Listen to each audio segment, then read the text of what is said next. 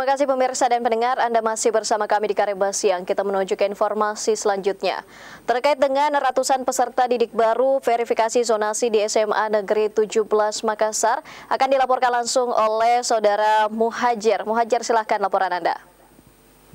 Baik pemirsa, dapat saya laporkan bahwa ratusan calon peserta didik baru melakukan pendaftaran di SMA 17 Makassar, di mana untuk SMA 17 Makassar ada 5 kecamatan yang dicakup dalam PPDB 2019 ini, yakni Kecamatan Bontoala, Kecamatan Talo, Kecamatan Ujung Tanah, Kecamatan Taman Andrea, dan Kecamatan Panakukang.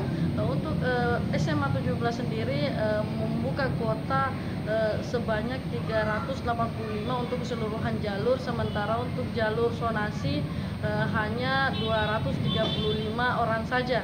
Dan untuk jalur zonasi di hari pertama ini SMA 17 Makassar telah membuka sejak pagi hari tadi untuk verifikasi data calon peserta didik baru yang telah melakukan pendaftaran secara online. Dan untuk verifikasi ini calon peserta didik baru diminta untuk menandatangani bukti bahwa titik koordinat rumah berdasarkan alamat KTP itu sesuai dengan yang ditunjuk pada Google Map yang telah disediakan di sistem PPDB. Demikian yang dapat saya laporkan. Update terus informasi Anda di FPP Update.